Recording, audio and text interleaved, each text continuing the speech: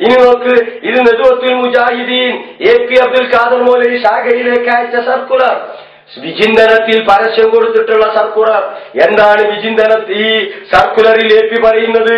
ജിന്ന്, പിശാച്ച്, സിഹിർ വിഷയങ്ങളിൽ മുജാഹിദ് പ്രസ്ഥാനത്തിന് വിശുദ്ധ ഖുർആനിനും നബിചര്യക്കും അനുസരിച്ച് ഇതുവരെ പുലർത്തിപ്പോന്ന ആദർശത്തിന് വിപരീതമായി പുതിയ യാതൊരു അഭിപ്രായവുമില്ലെന്ന് കേരള ജംഇയ്യത്തുൽ ഉലമയും കേരള നെതുവത്തുൽ മുജാഹിദീനും ഇതിനകം പ്രസ്താവിച്ചു കഴിഞ്ഞിട്ടുണ്ട്.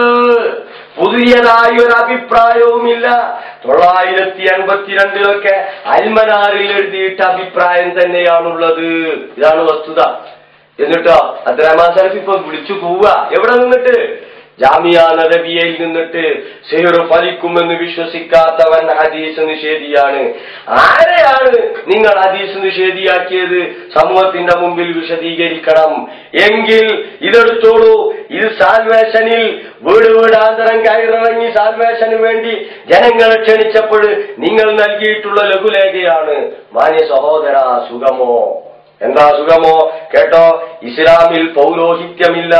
ഹോമം, നരബലി, കൂടോത്രം, മാരണം, ഉറുക്ക്, ഐക്കല്ല്. കേട്ടോളൂ, മാരണം, ഉറുക്ക്, ഐക്കല്ല്, ഏലസ്, പിഞ്ഞാണമെടുത്ത്, ജാറം മൂടൽ, പ്രശ്നം വെക്കൽ, കണി, കൈനോട്ടം, കൈനീട്ടം, മുഹൂർത്തം എല്ലാം പൗരോഹിത്യത്തിന്റെ സൃഷ്ടി. തട്ടിപ്പ്. അവ മാരണം പൗരോഹിത്യത്തിന്റെ സൃഷ്ടിയാണ്.